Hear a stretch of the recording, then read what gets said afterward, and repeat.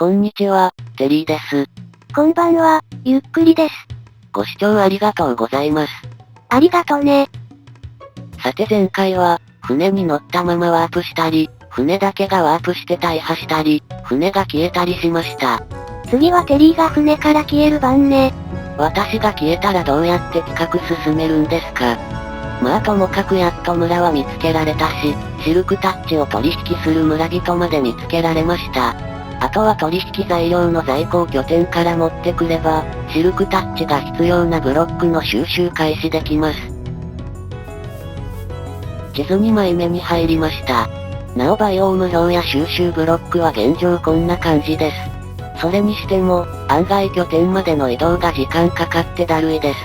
馬を使うかダッシュジャンプで移動すべきよね。私は生まれつき穴に落下しやすい体質があるので、できればプレイを慎重に進めたいところなんです。地図2枚目の北側も特に目新しいバイオームはなく、拠点のある地図1枚目に入ります。と、ひまわり平原ですね。花の森林バイオームで咲かない花は、湿地の翡翠蘭とひまわり草原のひまわりだけなので、これで花のコンプはほぼ確定となりました。企画とは関係ないのだけどね。今更空に飛んでいる島などにはもうあまり違和感を感じませんが、さすがにあの木は違和感があります。きちんと土から生えているのにね。お、影だ。これはひょっとして空飛ぶあの木の影だったりして。残念、木の向こうに太陽がありませんでした。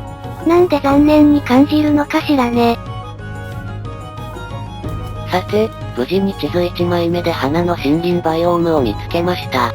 ここなら拠点まで近いし花コンプの問題は解消です。ちなみに今いる位置は、地下で使っていた簡易地図の中では黄色の星のあたりです。全然惜しくもないところを掘っていたのね。まあ本気で掘り当てるつもりなら掘り方変えていました。それから2分後、地上露出峡谷を見つけたのですが、とりあえず動物が重なっているのを見つけたのは、この企画では初です。豚2匹ですよね。よくこんな狭いところでスポーンしたわね。同じ方向向かれると1匹に見えてしまうんですけど。複数のゾンビの声がするポイントがありました。ここなら拠点が近いので掘ってみます。でも、シルクタッチ入手問題は一応解消済みよね。急務じゃないのですが、いずれはエンチャントが必要になってきますからね。結局またスポナーはありませんでした。さて、久々に拠点に戻ってきました。がっつり商売道具を運び出します。鉄や金の精錬を仕掛けているうちに一つだけ新ブロックを上乗せします。これで畜産用の塔となりました。いやー、久々に実用的なブロックを積みました。実用的とか、そもそも使った試しないじゃない。前にレコードかけたじゃないですか。さて鶴を這わしました。危な。つい癖で一瞬シフトをしてましたがとっさにスペースに切り替えました。惜しかったわね。さて長かった精錬も終わり、取引用アイテムをごっそり揃えました。ぼちぼち出発します。これだけあれば多分、シルクタッチとエンダーアイ一つまでは取引できるはずです。地図2枚目の真ん中の砂漠でもう一つ村を見つけました。ちなみにやっぱり移動にダッシュやジャンプを使うと早いです。そんなに落下死したいのね。良い心がけね。いやーそれほどでも。じゃなくて、シルクタッチが取引で入手できるのだから、万一ロスとしても再入手しやすいじゃないですか。とりあえず農民には初めて出会いました。前の村にはいなかったんですよね。ゾンビが湧かないように就寝時刻には細心の注意を払っています。今までの経験上、寝れるのは太陽の一部が地平線を下回ってからです。村人の動きでもわかるわね。あれ、服の色の違う村人がいますね。ってゾンビじゃないですか。ひょっとして家の中だと湧いてしまうんですか。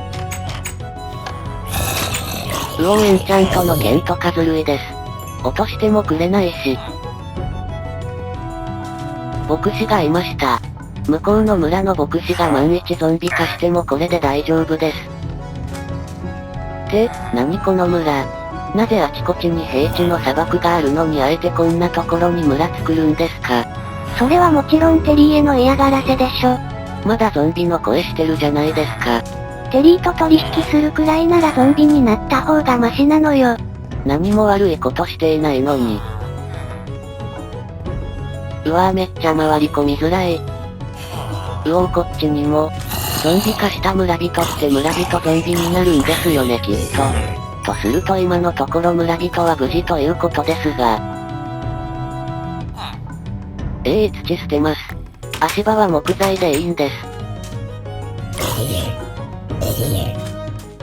とりあえずこれでゾンビは全滅したはずです。まあすぐまた湧きそうですけど。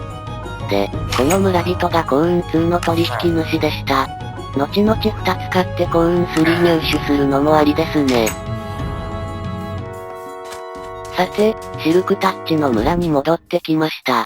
取引の基本ルールはウィキで確認していますが、細かい仕様は試しながら確認します。60本ほど松明をばらまいたので、まあこれでほぼ大丈夫でしょう。さて取引開始です。まずはここまで貯めたゾンビ肉から。これ、取引数を超えたゾンビ肉を左に置いたとき、取引数分だけ減るのでしょうか。試しにやってみたら？左に置いたのが全部消えてしまうと怖いので、今度余裕がある時に試します。とりあえずゾンビ肉2回取引しましたが、取引は増えません。金を4回取引して終了させたら次の取引が出てきました。取引品目を全部こなしたら次の取引が出てくる、ということでしょうか。それとも取引回数、ないし取引した時の一定確率がトリガーなのかな。雲の糸で量産した羊毛は取引1回分になりました。武器商人は2種類の取引品目があるのですが、石炭取引のみで1回ごとに取引終了してみたら、5回目で次の品目が出てきました。一つ謎が解けたわね。さて鉄取引でエメラルドが18個集まりました。シルクタッチを取引している師匠を探しているところです。でもその前にこの建物の上になぜ馬がいるのか、ということの方が重要案件です。そこに馬がいるからよ。納得しました。さていよいよシルクタッチの本入手です。ちょっと緊張します。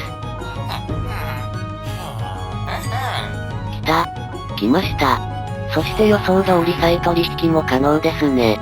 これでいつ死んでロスとしても大丈夫ね。さて次は、エンダーアイを入手してエンダーチェストをクラフトしよう計画です。皮ももうできる限り売ってしまいます。続いて鉄を大量売買しようとしたら、数量上限に達してしまいました。他の取引で解除できると思うのですが、今ダイヤを売るのは厳しいですし、非属性1とかいらないですよ。どうしよう。ともかく牧師の取引で次の品目のエンダーアイを出そうと、4回レッドストーンを買ったのですが出てこずじまいです。で、ステーキ作りの石炭がかまどに残っていたことを思い出しました。武器職人に石炭をもう一度売って手にしたエメラルドで、品目が増えてる。グローストーンとエンダーアイがこれで取引可能です。あとは紙を9回売れればエンダーアイが手に入るわね。でも上限に達しないかしら。師匠は2人いるので大丈夫だと思います。まずは7個入手です。そして師匠2人目で9個に。牧師さんちょうどよかった。エンダーアイプリーズ。なんで英語なのよ。鼻が長いですから。やりました。これでようやくインベントリ圧迫から解放されそうです。ささてそれでは、カナドコをクラフトして、いつもながら余計な時間かかるわね。そもそも復習というのはレシピを目で追うだけではダメなんですよ。きちんと手を動かさないと。コストはわずか4で済みました。この企画の最重要アイテムの一つ、夢のシルクタッチ入手です。さてそれから10分ほどエメラルドをかき集めたり、砂漠の村での取引用に小麦を根こそぎ収穫してきました。幸運3作成用です。また悪いことやってるし、そのうち天罰が下るわよ。きちんと種は植えてきたので大丈夫ですよ。それに松明でゾンビに襲われにくくしてあげてます。さて今回はここまでです。なぜか知らないですが村を出発して20秒ほどで急にゲームが重くなりました。天罰下ってるじゃないの。そんな非論理的妄想には陥りません。次回は幸運3入手と、シルクタッチでしか入手できないブロックを入手していきます。塔が雲を突き抜ける日も近そうです。いつか塔のてっぺんで雷に打たれそうね。それではまたね。バイバイ。